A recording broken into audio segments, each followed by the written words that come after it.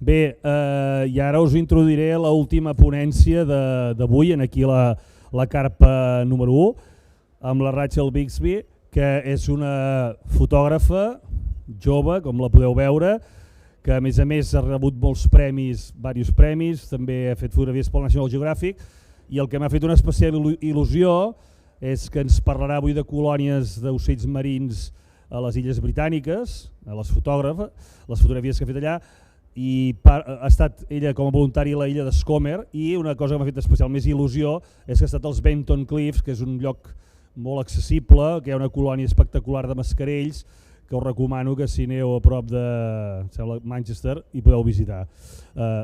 It's your turn, if you can explain your... Thank you very much.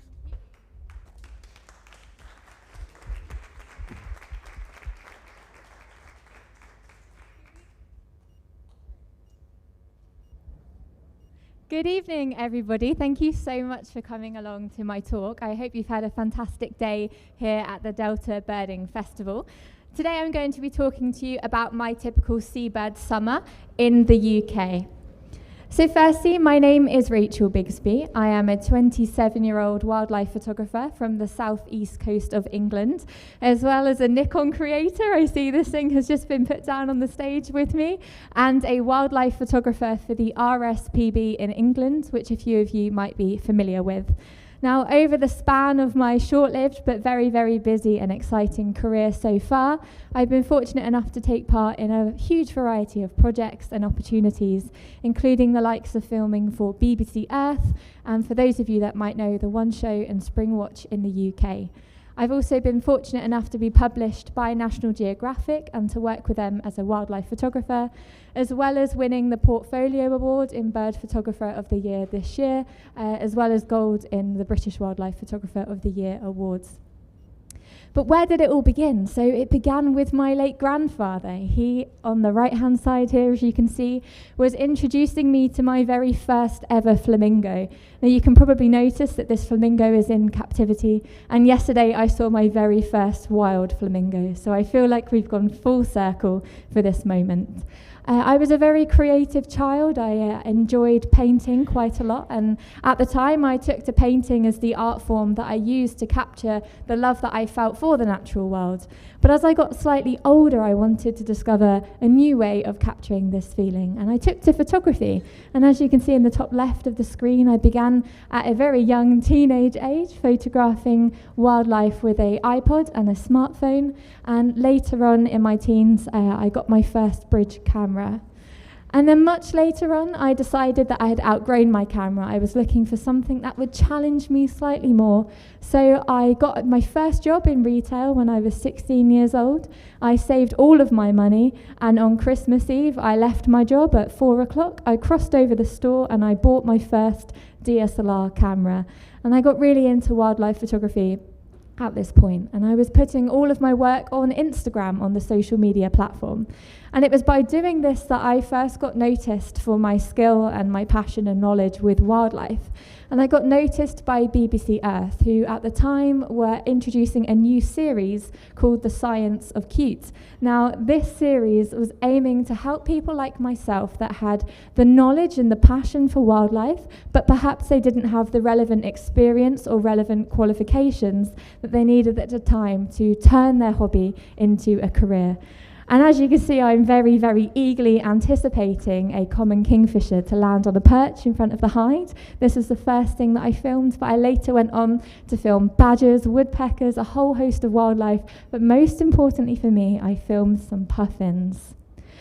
But why is it seabirds? Now, I think we all have a relationship with a particular species or a particular bird and animal that maybe we just can't explain. And for me, that's certainly the case with seabirds. I find it very difficult to explain why I am so obsessed with them. Perhaps it's their beauty or their strength or their mysterious lives, or simply the fact that they're really wild, and perhaps a part of me is almost envious of those lives when they get to fly, live on the land and live under the water. But it's something I've not quite put my finger on yet, but I'm really enjoying my journey to discover perhaps why I like seabirds by photographing them in the UK primarily, but now further overseas as well. So I work with 6 different species primarily at 6 different locations across the UK. As you can see on a map here, right up in the north we have the Shetland Islands. This is a part of Scotland, but one of the locations that I will come to later on in my talk is the most northerly part of Britain. Coming down the east coast we have Bass Rock in Scotland, underneath that the Farne Islands in Northumberland, and then RSPB Bempton Cliffs. Going over to the west side, we're now in Pembrokeshire, which is in Wales, where you find Skomer Island, and further up north again, we're back in Scotland, where you go to Lunga.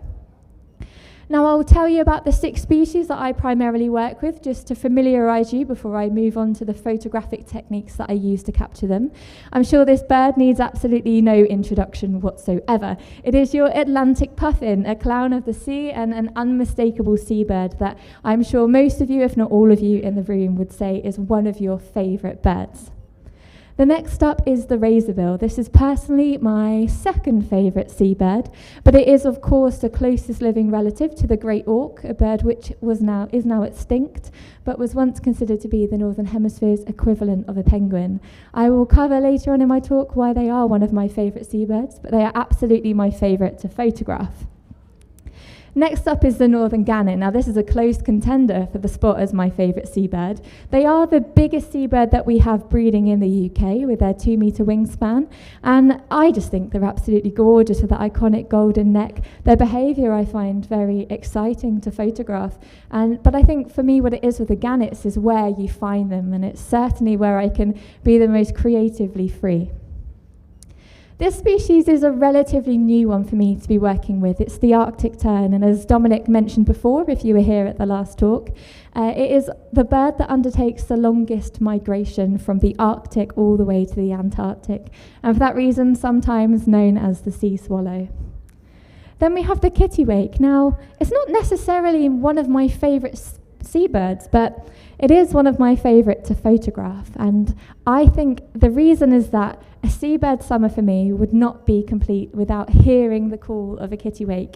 And of course their call is an onomatopoeia of their name, and for those of you that have heard it, I won't put you through the torture of me trying to repeat it right now, but it is of course a very iconic call that you'll hear at most, if not all, seabird cities in the United Kingdom, and for that reason they make my top 6. And lastly, we have the shag. Again, a relatively new species that I've started to work with over the last 2 years, but perhaps my favourite to photograph, particularly in the animal portraiture sense, which I will cover.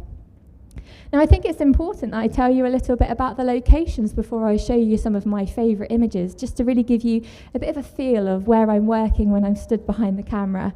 First up is Bass Rock. Now this is in Scotland. I was fortunate enough to be there just 2 weeks ago, and it's the world's largest colony of northern gannets. It's actually incredibly accessible for somewhere that sounds so wild and exciting. It's just off the east coast of Scotland, quite near to Edinburgh, if any of you know that. And if you can see the lighthouse on the left-hand side of the rock, that is where you access the island from. Now, of course, with the changing tides, the steps to the island are underwater for quite a lot of the day, and for that reason they are covered in seaweed and slime. Everything's growing on them, and they're incredibly treacherous. So getting off and onto the island is without a doubt the most dangerous part.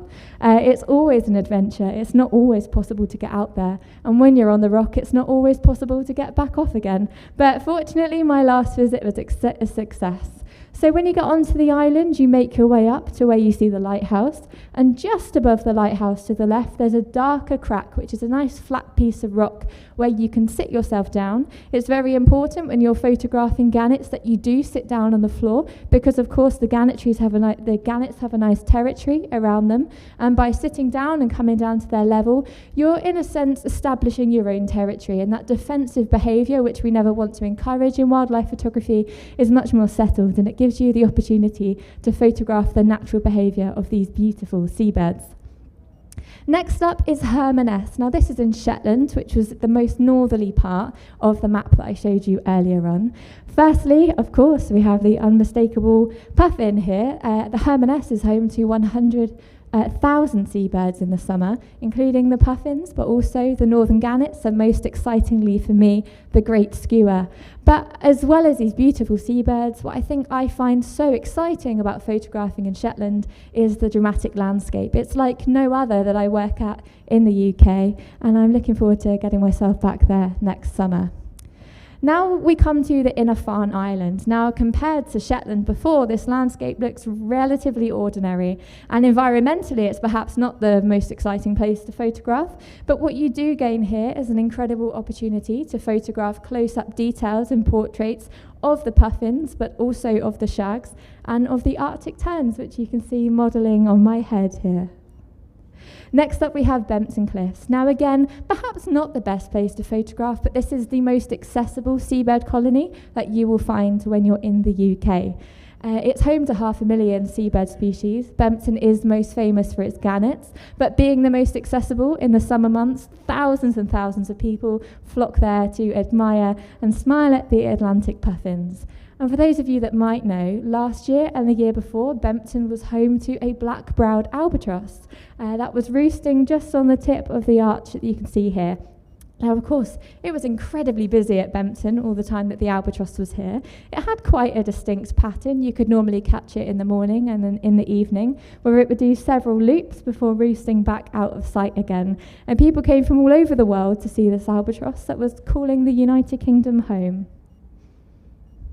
And then we come to Skomer Island, and I know that there's definitely one person in the audience that has Skomer Island very close to their heart, and hopefully after this talk, many more of you will too. Now, Skomer is the most important seabird site in southern Britain, and I've been very fortunate to visit Skomer Island several times as a volunteer and just as an overnight visitor, and the opportunity you have to work with puffins here is like no other. Also, it's very, very good for its razorbills, but most notably for its Manx shearwaters, with 300,000 breeding pairs of Manx shearwaters calling Skomer Island home. Now, these birds come out after dark, and when you are staying overnight on the island, you have an incredible opportunity to go out and stand in the darkness and hear and sometimes feel the Manx shearwaters flying all around you.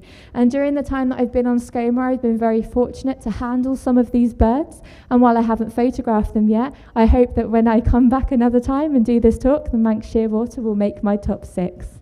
And lastly, we have Lunga Island, a brand new seabird location for me. Now, it was so exciting to find a new seabird location because having worked at the other ones for several years, you sometimes feel like you might have exhausted all of your creative options there. But Lunga was so refreshing to go to. It's in the Inner Hebrides, it's in Scotland, and it's a site of special interest and protection for the wild birds. Now, as you can see here, these wild birds are not visited very frequently by humans. There's just 6,000 of them here, so there aren't necessarily as many opportunities at some of the other locations I work at. But when you are granted an opportunity by these birds, it's quite often, of course, on their terms, but a lot more up close and personal than you would get at any of the other colonies, for example, the Farne Islands. Now, I am photographing a shag here with a 24mm lens, which I never thought is a sentence I would be able to say, and I will show you the results of that image later on in this talk. Now, not all of these locations can provide the best results for all of the species that I work with. So what I find really important to do is to experiment with different styles while I'm there. And of course, this takes several years of knowledge and experience and experimentation to see what works and what doesn't work. For example, if I wanted to take a good close-up picture of a shag, visiting Skomer Island would not be the one. And if I wanted to take a really good picture of an Arctic tern, visiting Bempton Cliffs would not work either. So it's a real balancing act of finding what works whilst experimenting with creative photographic styles and matching them all together to see which location, which species and which technique will give me the best results. So the best style of photography that I enjoy is black and white photography. Now, I shoot in colour and put into black and white in post-processing afterwards, but I do this to remove any distractions that might be caused by colour in my images. I also put them into black and white to bring to focus the textures, the shapes, and some of the details in the images if I feel like the colour is detracting from that slightly. And I do all of this just to artistically blend the shapes and tones together. My favourite example of my black and white photography is this. It is called The Art of Seduction, or Shapes of Sula, and it's taken of two northern gannets at Noss National Nature Reserve up on Shetland. Now, it was a very, very stormy, windy day when I visited Noss National Nature Reserve, and for someone that works with seabirds, it's taken me a little longer than I would like to find my sea legs. And I was feeling quite queasy on this particular day as the water was incredibly choppy. But after our long boat journey out to Noss, we finally turned the corner, and it was my first encounter with this island. And what struck me straight away was these incredible white streaks of guano that had been deposited by the gannets all over the cliff face. But what I liked and what complemented it very well was how the Noss is made up of sandstone. So it's very soft, very easily eroded by the choppy waters, by the bad weather, and by the gannets that call it home. And I really liked how these white streaks of guano were complementing those lovely curves in the rock. So it's certainly something that I had in mind that I wanted to photograph, but that wasn't quite enough. Of course, I needed to include a seabird in it somehow. So whilst moving on a boat, very choppy, kind of moving like this and holding a big 600mm lens, I was looking for the ideal opportunity to photograph these gannets. And just as I thought I'd found the right pair, the skipper on our boat said, "We have to go. The swell is too much. We need to get back to mainland Shetland."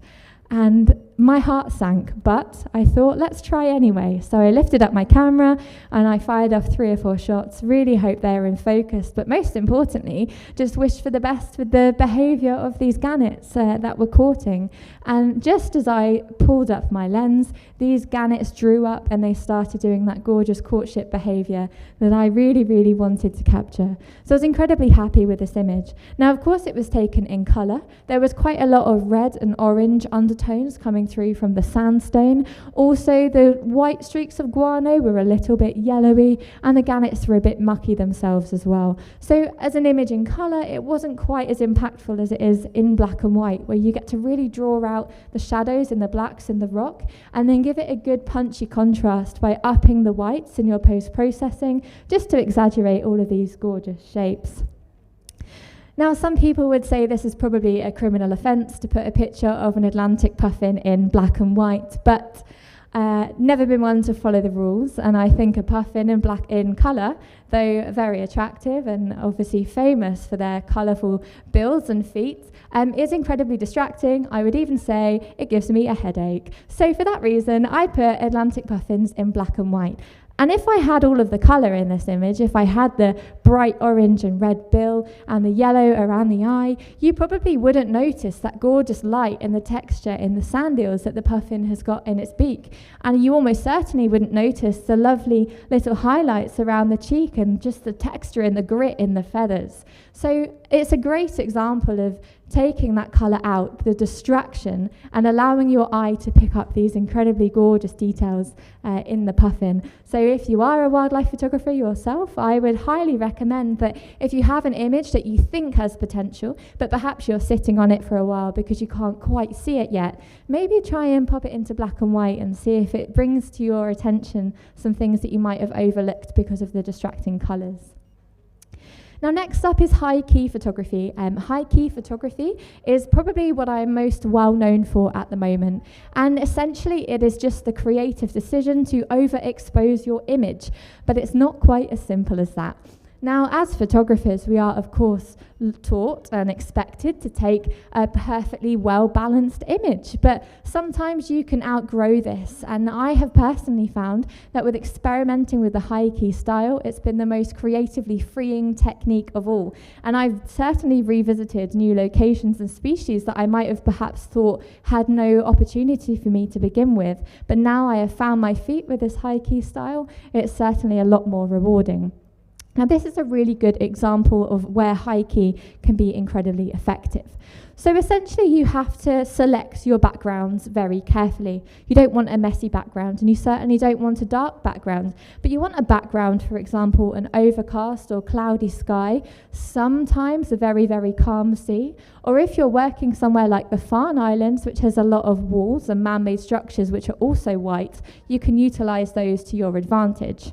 Now, this image I'm often quite asked, as well as this is a series of images, how to get the white foreground as well.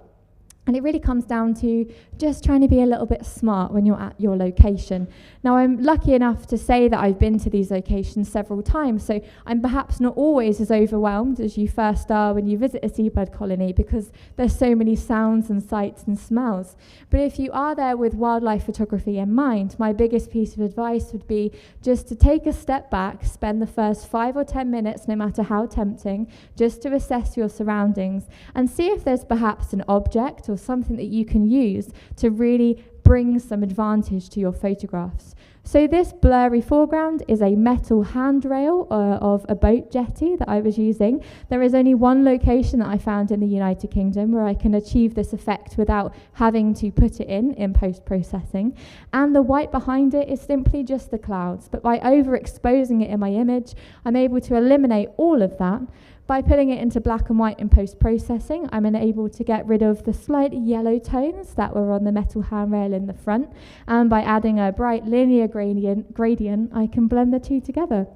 Now, this is a razorbill, and it's not your most common picture of a razorbill because, of course, everyone loves them for that iconic stripe that they have on the top of their head. But through observation, much like I mentioned just now, I was able to know that after grooming, the razorbills would mostly outstretch their wings and have a good stretch, and then they would settle down for the evening.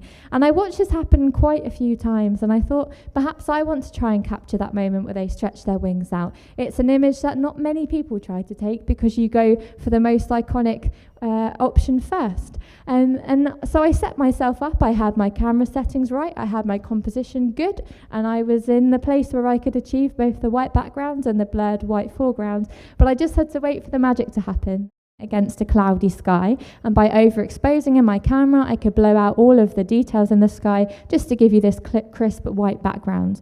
Not only does this bring to focus the lovely feathers underneath the wings, but it also gives you an opportunity to admire all of the texture as the wing goes up, and of course by putting it into black and white and removing that green colour, it really brings to focus those nitty-gritty textures too. Did you have Okay. Next. This is the razorbill again. So as I mentioned before, the bird with its wings outstretched, this is normally the iconic picture that you would take of a razorbill with that gorgeous stripe on their face.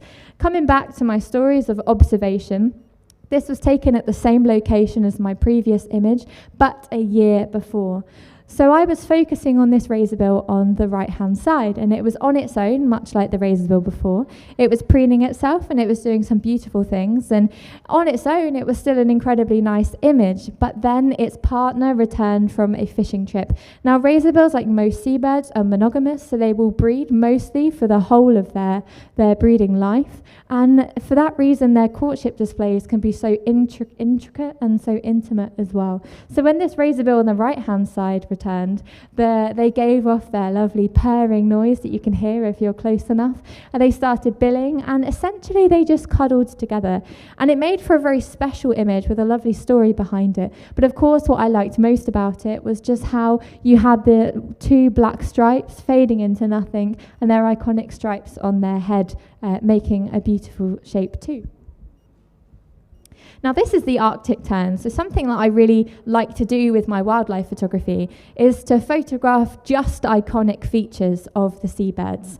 Now, the Arctic tern, of course, the bird that I showed you at the start of the presentation, is most well known for its big outspread wings, its lovely long tail feathers, and normally, although not in my case, having that bill open straight towards your lens. And while they're lovely photographs, I'm always on a mission to get something different. And for this example, I have the razorbill looking directly down at the floor, just with its dagger blood red bill. And for those of you that know seabirds quite well, this image would instantly tell you what the species is. But even if you don't know the species, I think it's still quite an impactful image, and just goes to show how, with the right amount of technique, how just 3 colours can make an incredibly iconic shot.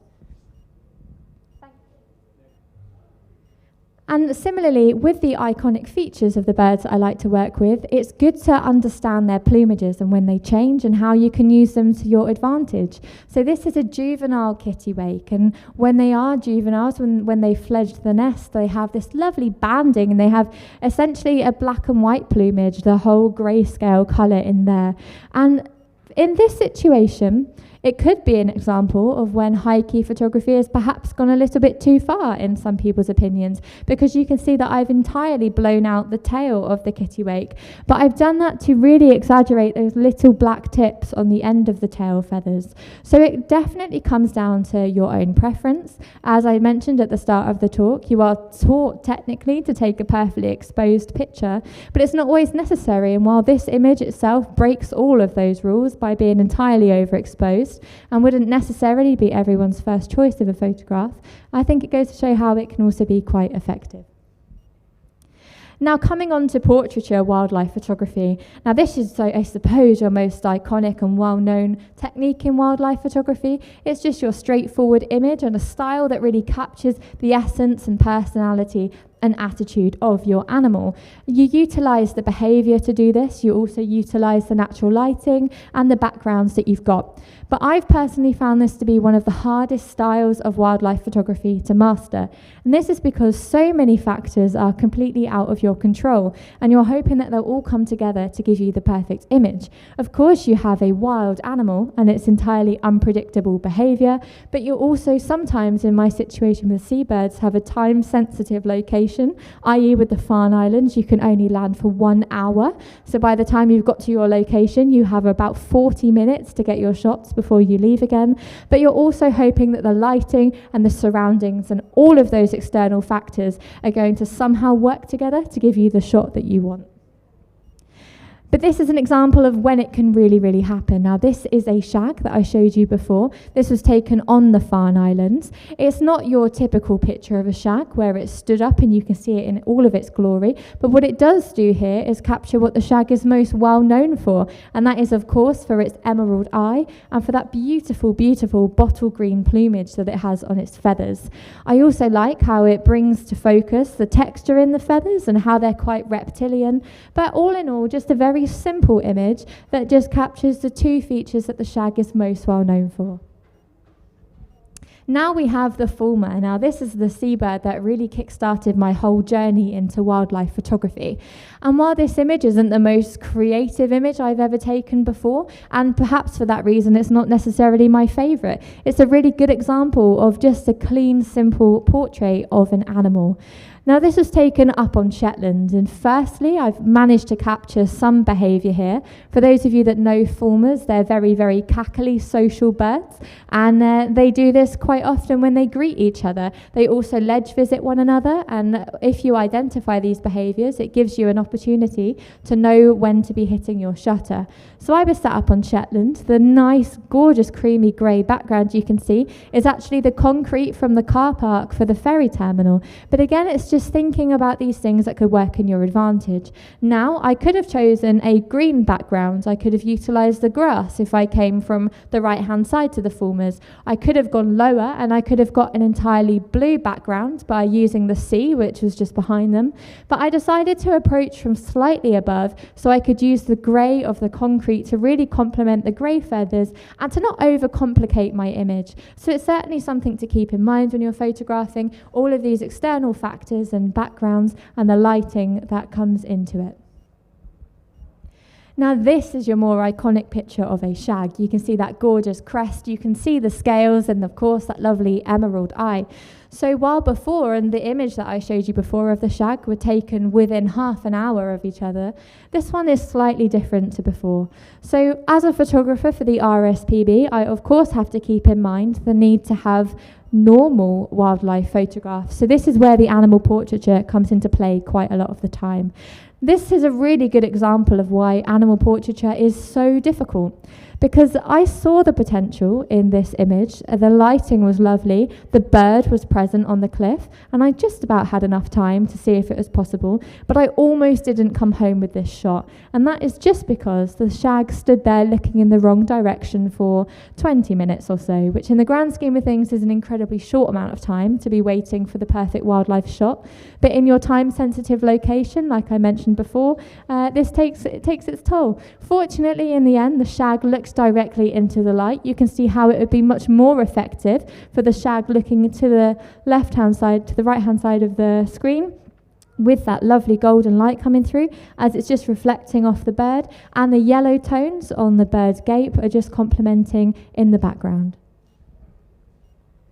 And here we have again your more iconic picture of an Arctic tern. It's not perfectly symmetrical. Sometimes I think maybe I should take this out of the talk because it bothers me that that bill of the Arctic tern is not pointing right down. But it just goes to show how you can capture images of the exact same species in such a different way. If you think back to that image I had before of the Arctic tern with its black head and that blood red dagger bill just pointing downwards, and you compare it to this one which shows it in all its glory, it just shows how you can be stood in the same spot with the same species and the same camera, and just by thinking slightly differently, you can come away with some incredibly different images.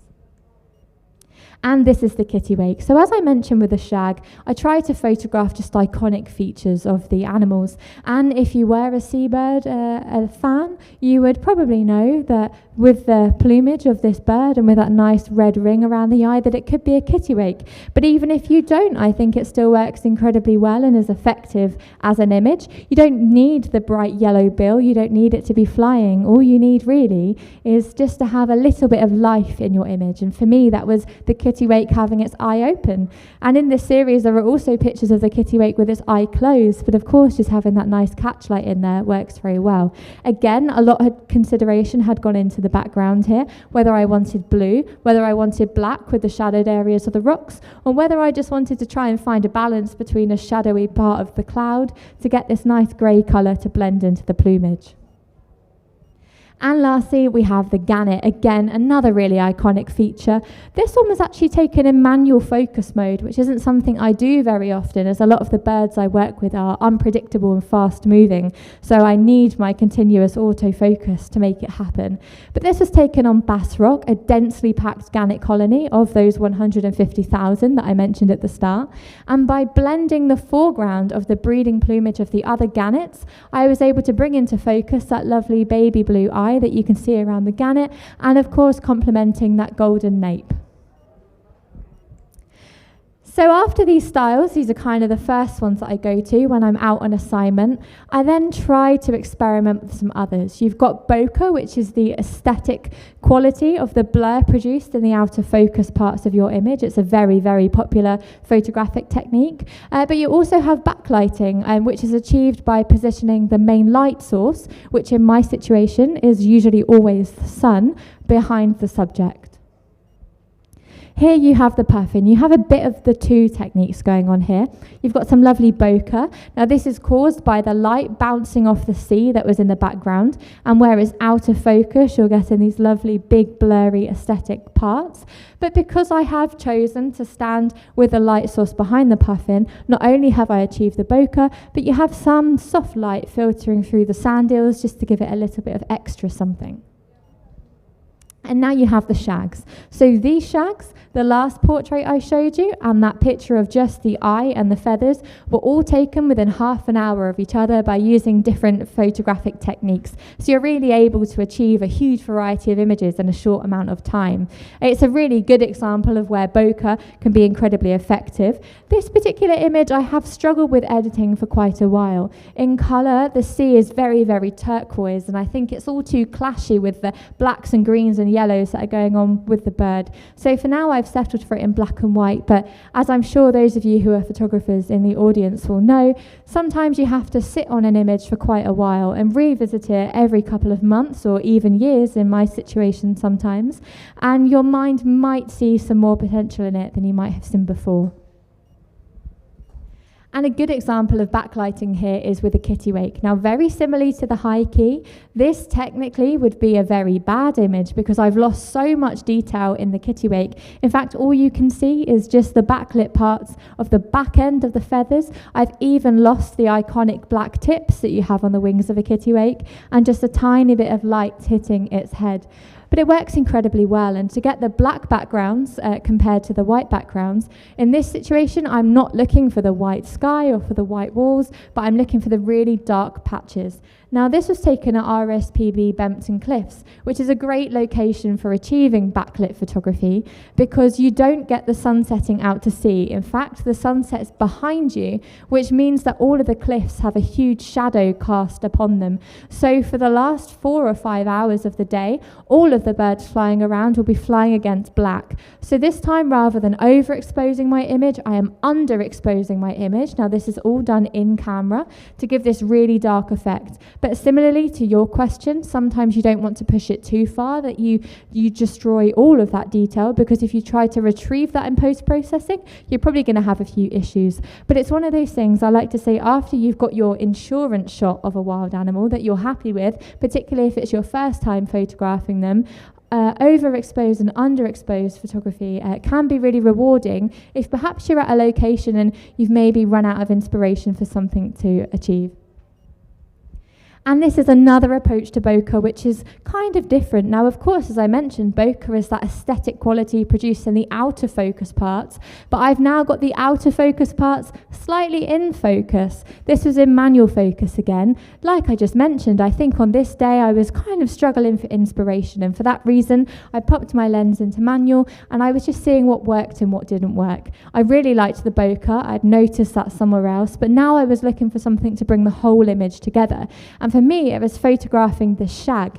Now, I don't need the shag to be in focus for you to know that it's a shag, because I've chose this bird and I've positioned it with the backlighting and I've put it into black and white so you can see the shape of it straight away, especially the iconic crest, and you can build your whole picture yourself and know what it is just from that one iconic part of the bird.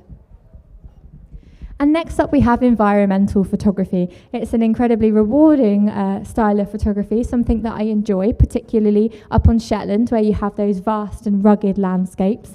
But it's a really good way to build a story and draw you in as a viewer to the animal's world, and perhaps it can even provide a sense of scale and strength or even fragility. This image, called Life and Death, also made up part of the portfolio award in Bird Photographer of the Year. It was taken up at Hermanus National Nature Reserve while I was documenting avian influenza for National Geographic. Now, I was waiting for the opportune moment to take this photograph because just through observation, I had noticed how beautifully the waves were splashing up against the rock behind. So I moved around quite a lot because, of course, if I stood to the left-hand side of the image, you wouldn't see all of that spray coming off of the water because I would be shooting it against the white sea. But by moving to the right-hand side of the image, where the rocks and the cliffs were slightly in the darker shadows, you can really pick up on the white sea spray, which just adds so much atmosphere to the image. Now, what I've also tried to capture here is the scale of the gannets. As we know, these have a big 2-meter wingspan. They're not small birds, but by having a wider lens and an environmental shot, it really shows you just how small such a big bird can be in this wild and unforgiving environment. And for me, this is a really poignant image, particularly for last year. But I'm sure when I look back in many years to come on this whole spout of avian flu that we have had affecting particularly the gannets so badly in the United Kingdom, because as you can see at the bottom here and moving up the rock, you already have the carcasses of the gannets that have deceased. In the middle of the rock, you have some gannets that are showing sure signs of avian influenza and would, of course, decease within the next day. And further on top of the rock, you have gannets that are well and healthy, and even some chicks in the right-hand side of the image that I've cropped off too.